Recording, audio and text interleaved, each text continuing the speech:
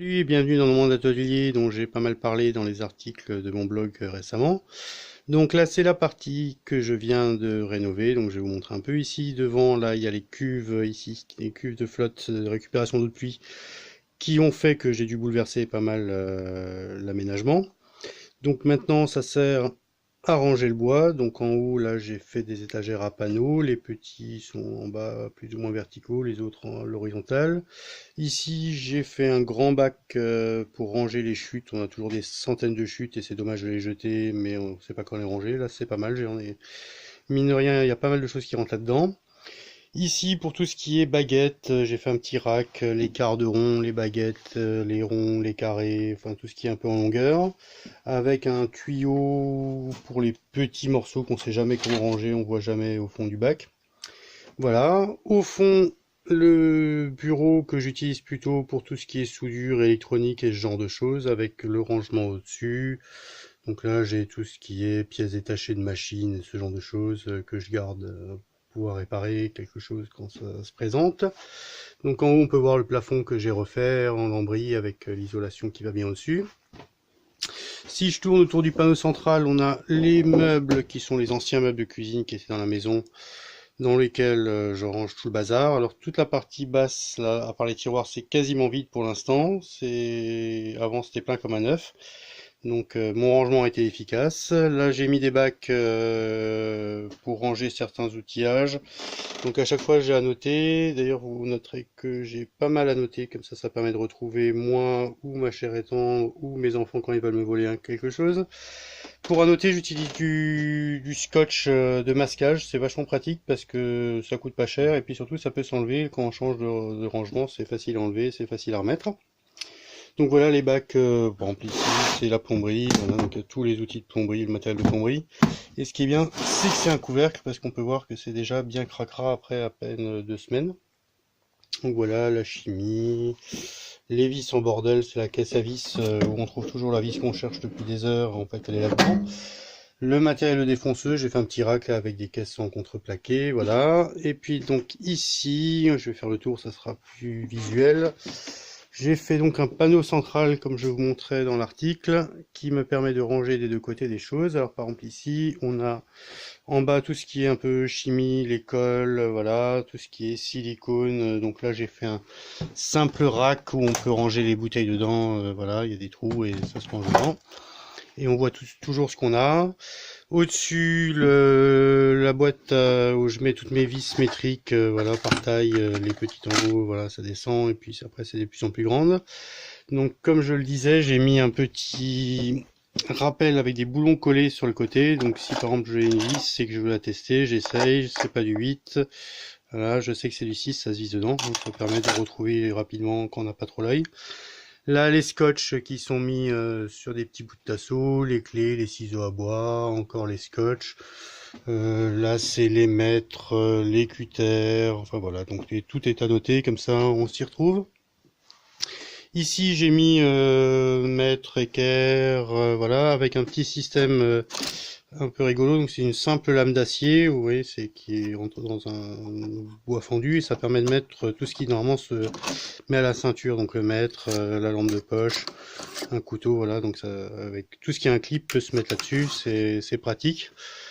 Lunettes de protection, masque, voilà. Et donc de ce côté, les vis dans des bacs à bec. Donc ça c'est un truc que j'avais acheté pas très cher une fois dans une vente sur internet. Donc pareil, à noter au scotch de marquage. L'avantage de ces bacs, c'est quand on bosse avec qu'on a besoin de pas mal de vis, on peut sortir le bac, aller partir avec sur l'établi où on veut, et après le remettre et c'est rangé. Puis bon, c'est quand même relativement visuel. On voit ce qu'on a, on voit combien il reste et c'est pratique pour réapprovisionner. Après, en bas, ici et ici, voilà, là, les fameux French Clit dont j'ai parlé. Donc, regardez sur internet si vous ne connaissez pas. C'est un système tout basique mais qui est quand même assez fonctionnel. Donc, je vais vous montrer par exemple sur celui-là. C'est un simple tasseau, alors je ne sais pas si on voit bien, qui est taillé à 45 degrés. Il y a le même sur la partie amovible et ça se fixe simplement en mettant papa dans maman comme ceci. Ce qui est pratique, hormis le côté modulaire de la chose, c'est quand on bosse, si par exemple je veux bosser avec ma défonceuse, je prends mes fraises, je les amène sur mon établi, je fais le boulot que j'ai à faire, et une fois que c'est fait, ben je prends et les ranger, j'essaie de pas me couper les doigts, et les ranger où je veux, à l'étage que je veux, voilà, par exemple ici, tac, et c'est rangé. Voilà, donc là j'ai mis les mèches, encore des mèches, et il y a de la place de libre pour si je veux ranger d'autres choses. Des petits embouts, voilà, donc le bureau on l'a vu. Les tiroirs qui me permettent de ranger tout ce que, par exemple là, tout ce qui est mèche que j'utilise moins, ou les doubles, ou le rabat, et tout ce genre de choses. Les disques de meuleuse, enfin bref, voilà. Ici, tout ce qui coupe, j'essaie de faire un peu par famille, qui coupe, qui perce, voilà. Donc les outils sur les façades de tiroirs, c'est pratique, ça tient bien à condition de mettre des vis assez longues, je sais pas si on voit, ça dépasse quand même pas mal. Ça évite que ça tombe quand on ouvre la porte.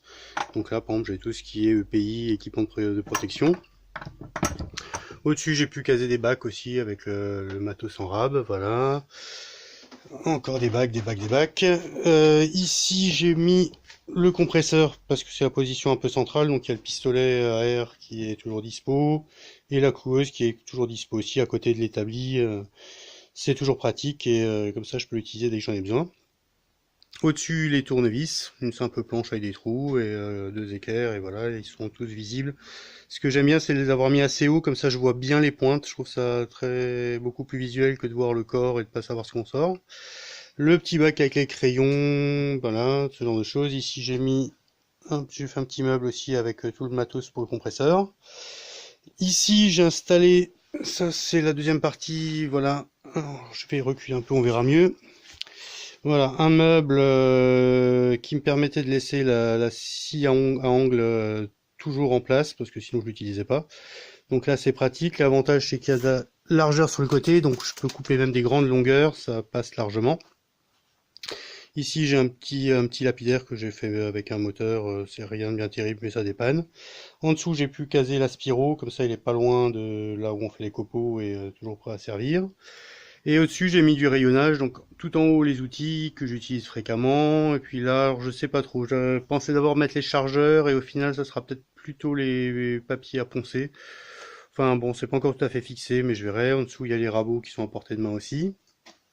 Voilà, et là on arrive sur la partie qui n'est pas encore refaite.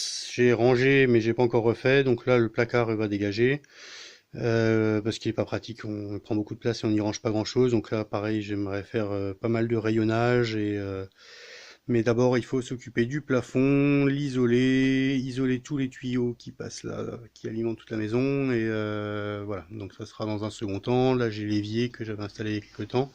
Pareil, je vais le reprendre un peu plus pratique. Au fond, là, c'est un ancien pressoir. On voit encore, je sais pas si vous voyez la vis derrière le bac noir, là, mais c'est un ancien pressoir viticole. Donc c'est là qu'on a mis la chaudière, mais voilà. Donc j'en profite. J'ai empilé les tables pour faire des étagères de fortune pour l'instant où j'ai rangé un peu de matos. C'est pas si mal. J'ai dû couper les pieds pour que ça rentre, mais ça a l'avantage d'être costaud et pour l'instant ça dépanne bien le temps que je fasse ça bien.